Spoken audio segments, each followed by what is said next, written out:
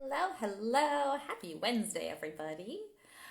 For anyone who doesn't know me, my name is Lindsey Hall, and I am an intimacy and empowerment coach. And that can mean a ton of different things.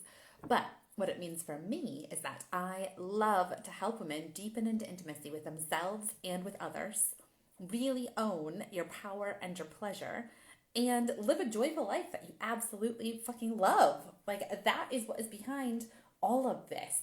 The point is to enjoy life. So that is really what's behind all of the work that I do. So I come on every week and I do these tea break chats and Q&As where I talk about essentially a week in the life of an intimacy coach. So the first bit, I talk about like whatever has come up this past week, what's been on my mind, what I've been going through, learning, struggling with, celebrating, whatever. I cover a wide variety of things because life is a wide variety of things.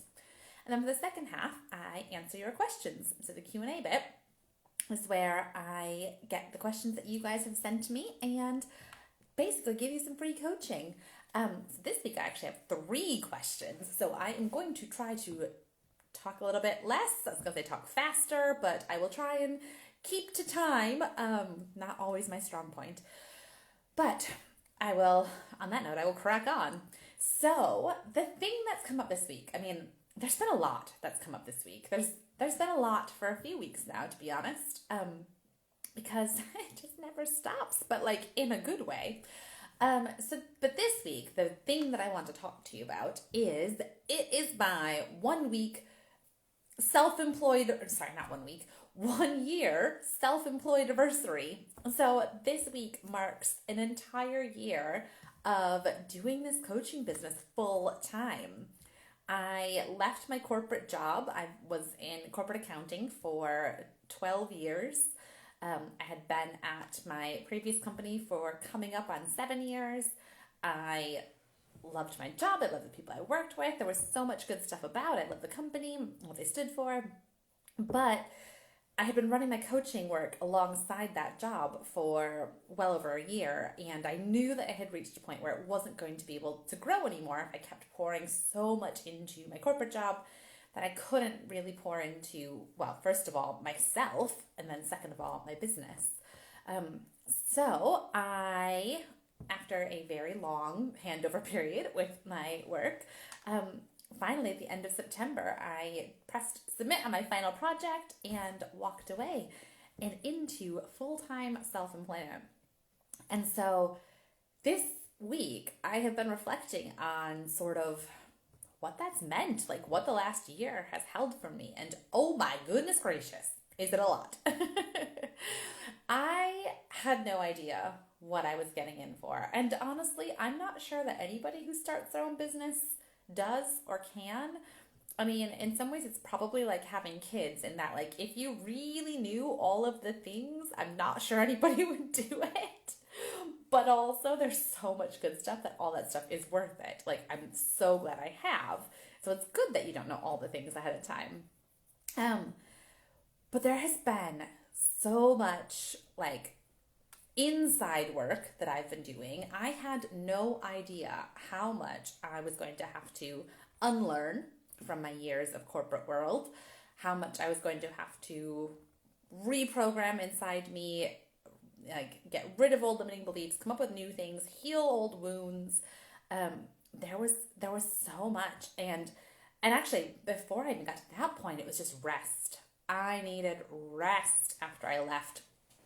It's a sensory overload being at a corporate job. You get like everybody, and I don't think this is anything to do with where I worked. I think that this is just in general, is really we get conditioned to sort of separate our mind and our body. So we specifically need to tune out all of the sensory stuff because we just have to like be at our desk, do our jobs, get the job done. And there isn't time to let all the pleasure in. And I mean, if you were following me and my account back then, first of all, thanks for sticking around. I love you guys. But you'll have seen, second of all, you'll have seen that I did talk about like ways to find pleasure even during the day at my corporate job. I would post about like my goal for the day was to find 3 bits of pleasure, and it would be something like walking in the crunchy leaves at lunchtime and getting this awesome treat in my Morrison's meal deal, and I don't know what else, but I would specifically pull out pockets of pleasure during my day. And for real, that is possible and changes things a lot. Those little changes can compound a lot.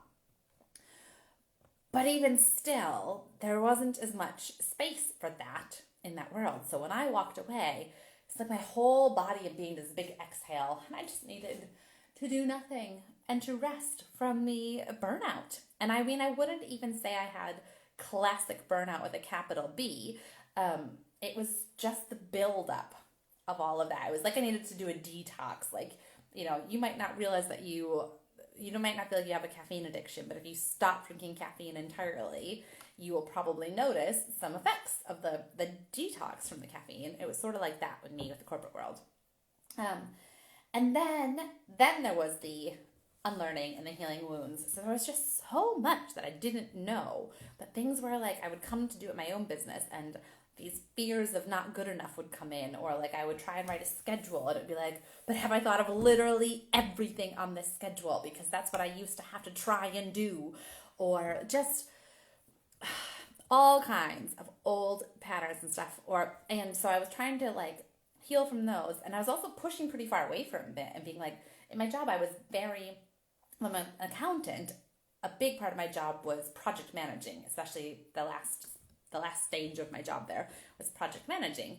And so I was so structured, so timetabled, so you got to do all the things, try and think about it all ahead of time, what could go wrong, and like get it all in. Don't miss anything. And then I swung so far the other way when I went self-employed of like, suddenly I could not for the life of me plan anything. I couldn't write anything ahead of time. I couldn't come up with any structures. I was just in this like free for all. And that was like the pendulum swinging the other way. And over this past year, I have been trying to get back to more like this.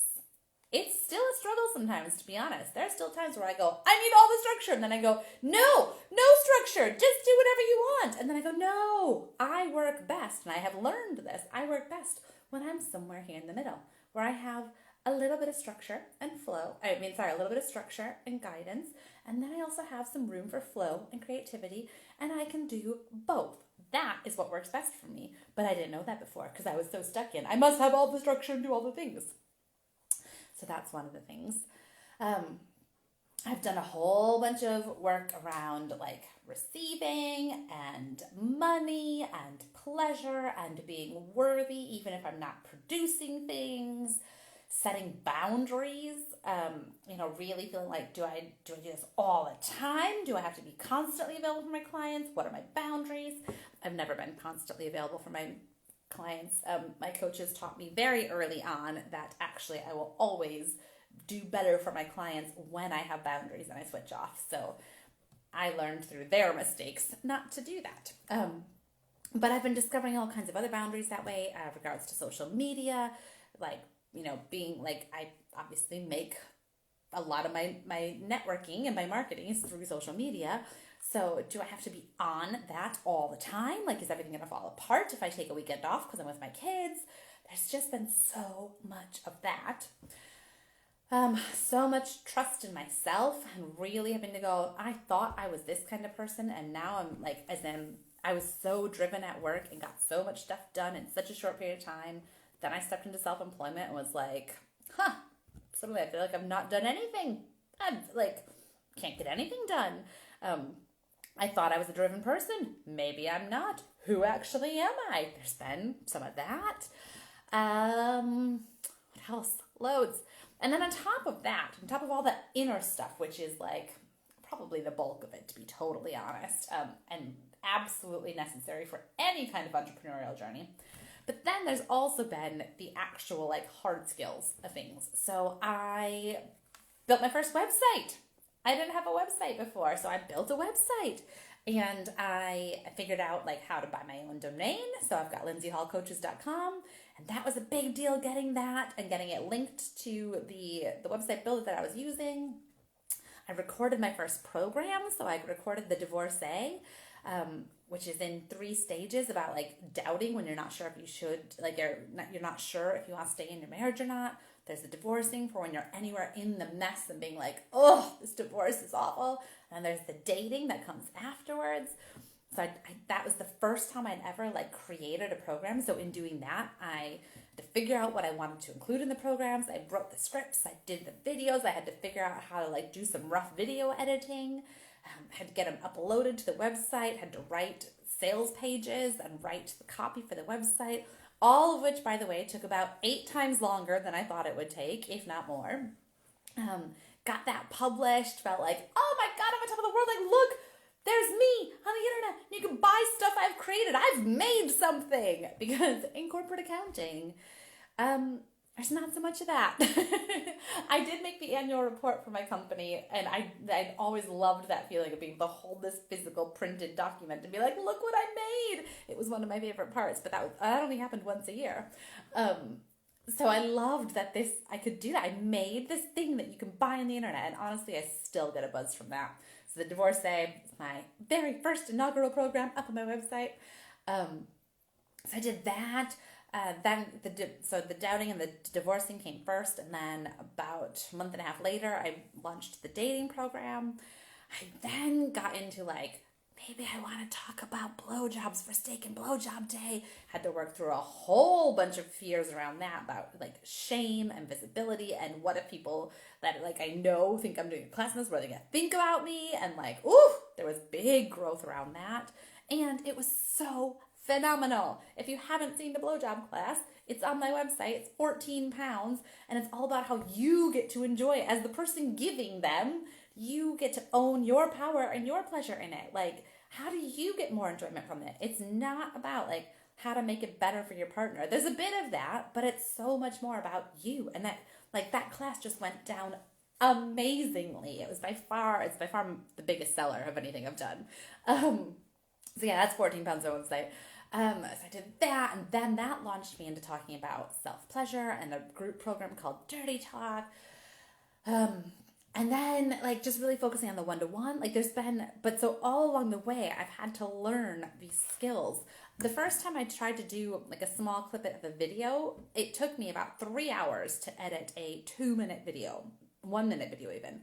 And I am not exaggerating. I was so frustrated, but I just didn't know how to edit videos at all. Whereas now, like, I learned how to do it. I can do it quicker.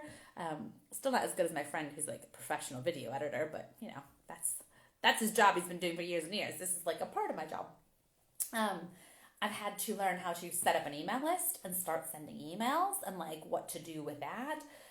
Learning how to try and like get more people on my email list. Just so many things that have utterly baffled me, and I've been sitting there being like, I don't know how to do this, and then going like, am I wrong because I don't know how to do it? Am I stupid because I don't know how to do it? And going, no, I know a lot of things. This just isn't one of them. This never came up in my years as a corporate accountant. That's okay. I can learn it now. I can ask for help. I've never spent more time on online chat functions, like with help desks of various, whatever program I'm trying to use, than I have this past year. And really coming back over and over to, it's okay. I'm learning. It's okay. I'm learning. I just don't know how to do it yet. Sticking with it and going and learning how to follow what lights me up, how to like find the next thing. And I'm still learning so much. Like, my goodness, I am absolutely celebrating how much has happened in the past year, and boggled by like, there's still so much I don't know. There's still so many things I'm learning, and all of that is okay and super, super fun. And I'm already talking too much, so I'm gonna have to try and move on to these 3 questions. The takeaway of all of that is it's been a crazy year. My coach Chelsea always says that, how do I get this quote right? Entrepreneur is just emotional regulation spelled wrong. So that's absolutely true. Like, becoming an entrepreneur and setting up your own thing, your own business, whatever it is an insane journey. And I have certainly not loved every minute of it, but I have loved so much of it. And there's going to be some changes to how I am doing things coming up in the next few months, but I am so excited for like what the next year holds, because even though sometimes it's felt like I'm moving at snail's pace, when I look back at the whole year, I'm like, holy shit, like, wow, just wow, compared to like a year gone by in my accounting job, and then another year and another year, and like things would change, but this is the whole new level of growth, both personal and professional. So like, watch out, world. Stick around for Lindsey Hall Coach's year 2 and wait to see what happens. Okay, how am I going to get through 3 questions? I'm clearly very talkative today. First question is, do I have any must-do healthy daily habits that I swear by? And my honest answer is no, not really. I am actually pretty terrible at daily habits. There's very little that I do actually consistently every day that I swear by. I go in phases of things. The only thing really actually is I have had a protein shake for breakfast most days for about 3.5 years now. When I've got my kids, I sometimes deviate into porridge, and actually I'm probably going to be moving into, what's my coach call it? She calls it protein oats. So putting protein powder into my oatmeal in the morning. I'm probably going to switch to that for the winter. The past few years I've stuck with the protein shakes all winter long, but they're so cold because I only like them when they're ice cold, and it's too cold for me. So yes, I will make a change that way. But so I've had protein, and I always put spinach in mine. So like I've always got a healthy breakfast start. That is probably the one thing I have consistently done for a long time now. Aside from that, healthy habits that I go in phases on is journaling. So I was in a big push last month to do mindset journaling every day.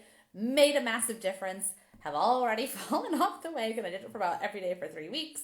Have already fallen off the wagon a bit, and I'm not doing it quite as consistently every day now, but really want to get back on it because it makes a huge difference.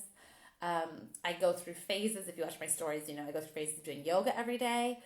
Not currently in that phase, but oh my gosh, do I feel so much better when I do. But right now I'm working with a personal trainer, so I'm doing workouts 3 times a week instead. I do tend to drink a lot of water. I have got, I should have brought in to show you, I've got a little A4 whiteboard that I've put up right in my kitchen where I see it every day, where I have put like the healthy habits that I want to follow every day, and I'm taking them off, so that is helping me be more accountable. I learned that from my personal trainer, Pippa. And that's about it. I feel like I wish I could have given you a better answer, but some people absolutely swear by like their daily routine and do the same thing, and it's so good. And I'm just not one of those people. Like, life changes too often, and my days with kids are so different than my days without. And no, just keep doing the things that feel good to you. But the biggest thing that I do is checking in with myself every day and going, what do I need? What do I need today? Maybe not all day, every day, but at least once a day, check in and go, what do I need right now? That should have been the first thing I said, because that is huge. Okay, next. Okay, the next question I had was, how do you deal with overwhelm when you are moving house, you've got a family member in the hospital, you're dealing with poor mental health, you've got a toddler, just like all the things, and the overwhelm can just like wash over us like a wave in the ocean. I hear you. I absolutely get the overwhelm feeling. In fact, this weekend, I had this massive wave of overwhelm and felt like, what is going on? I just like, and for me, it felt like, the wave in the ocean, I felt like I was just in a million pieces, like each piece tumbling around in the ocean, no idea which way was up, which way was down, how to get the pieces back together. And it can be overwhelming. It can be scary. It can be a lot. So how do I deal with that? Even as I said that, I did it. I take a deep breath. And I slow down. And I come back into my body. And I remind myself that I am safe right here and now.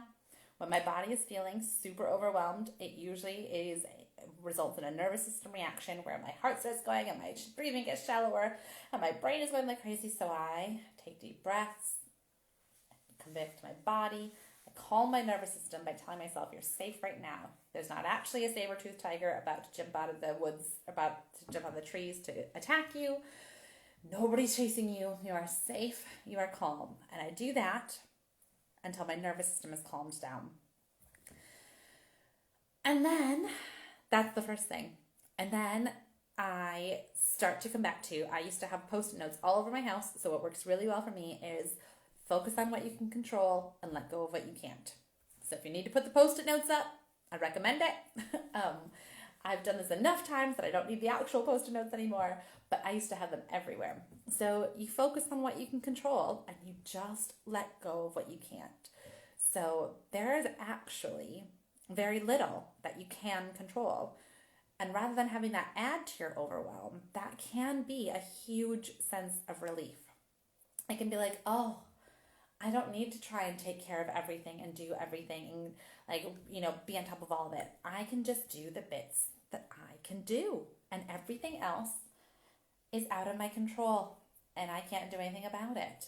So, and that you can only do the next step. You don't have to have it all planned out. So this week for me, that has looked like found myself, one of my trauma responses to feeling overwhelmed is I freeze. I was frozen and couldn't take action kind of anywhere, which of course was actually making my overwhelm worse.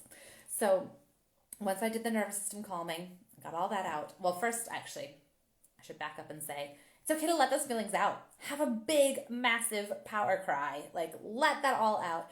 Feel the feelings. Let yourself feel that. Don't make it wrong. So do all that first.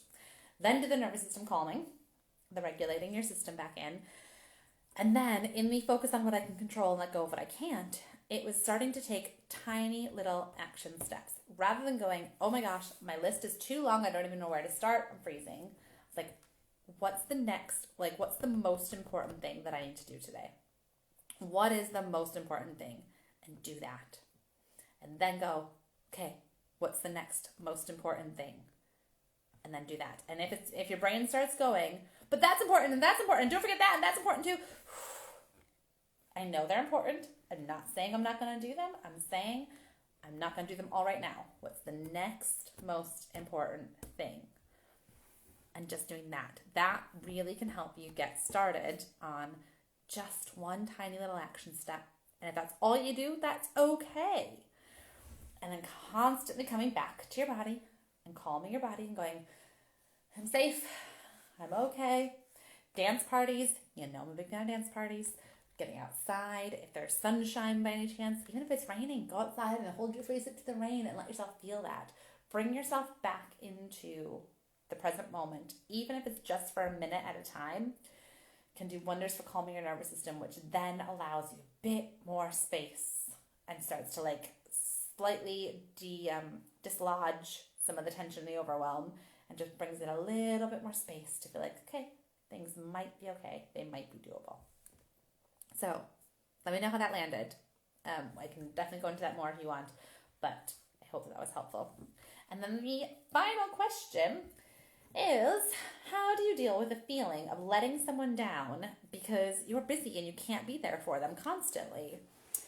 And my love, my answer for this is you're absolutely right. You can't be there for them constantly, and that's okay. And that it is wonderful that you are so caring and loving and want to be there to help other people. And you are your top priority. You are the biggest priority, and you want to do you first. And yes, sometimes that will upset people. Sometimes that means you will let them down. Sometimes that means you can't be there for them at a time that they needed you. And that does not make you a bad human. That makes you a human. That is true for all of us. I'm not saying willy-nilly ignore people who are important to you and, skip around just, painting your nails and throwing unicorn dust around when somebody that you love is in great need. Although if that's what you need at that moment, I actually would encourage that because I really, truly believe that prioritizing yourself first and foremost gives you enough abundance and overflow that then other people get to benefit from it too. But trying to put other people first all the time really is not sustainable. And I know I'm not the first person to say this, nor will I be the last, but hopefully the more times you can hear it, the more it, starts to chip away at the old limiting beliefs and sink in more. So it comes back to over and over having compassion for yourself, having love for yourself, and going, it's not that I don't love you. It's not this other person. It's not that I don't love you. It's not that you're not important to me. It's not that I don't want to be there. All of those things I do want, but I can't do them when I am burnt out and I am a shell of a person. I think you are so important and you are so worthy of love, but I also think I am so important and so worthy of love. And I have to put my needs first so that I can then help everybody else. Or even, you don't even have to help everybody else. You can just put your needs first. Just to put them first. Radical, I know. And I will also add to this a deeper level that I would encourage you to do, which is really going in, and I always do this by journaling, so recommend the journal method, but really taking a look at that voice that says, somehow I'm not good enough if I'm not showing up for you constantly. Where is that, or if it's, if it's them saying it or you feeling the shame around it, but whatever it is that has you feeling shame of like, somehow I am wrong if I'm not showing up for you constantly. Dig into that a little deeper. Get your journal out, dive into it and go, what is that voice telling me? Where did that come from? How did I learn that lesson that somehow I'm not good enough if I'm not helping you all the time? And go back to to your childhood memories. Go back to how were you taught that you were bad if you didn't put everyone else first, and see what you can find. See what comes up with that. And then once you've done that and you've really explored, where do you think this came from? Then I encourage you to look at, is that belief serving me well? Do I choose to believe that? Because you didn't choose it in the first place. These beliefs just were sprung upon us as children, because that is how children are sponges. So we had all of these beliefs imprinted upon us at that time, kind of without conscious choice. But now you get to look at it and go, all right, I want to be intentional about this. I have this belief. Is it serving me well? Do I want to keep this? Is it healthy for me? Or do I want to replace it with something else? And if I want to replace it with something else, what might that be? And write a new belief that you want to believe instead, and then keep repeating it over and over and over and over and over. So that is my high-level summary of my advice for that.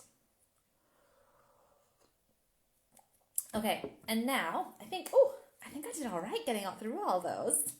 Check me out, catching up on timing. So I will leave it there for this week, but I will say that I can't believe I didn't tell you this earlier, because it is my 1-year business anniversary, self-employedaversary.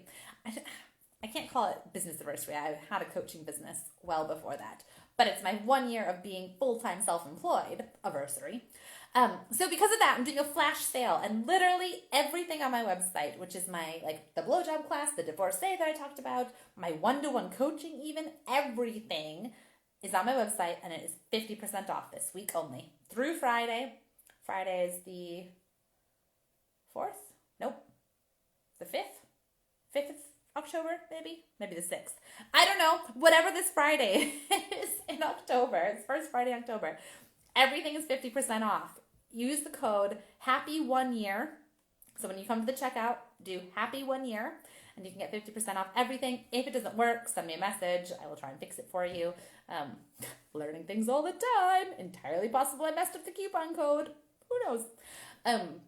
So send me a message. But this, it felt a little bit crazy to do, and it also felt really fun, which is essentially what leaving to do my own full-time business felt like too. Crazy and fun. And here we are. So that is my present to you guys for sticking around this whole time, being here, supporting me.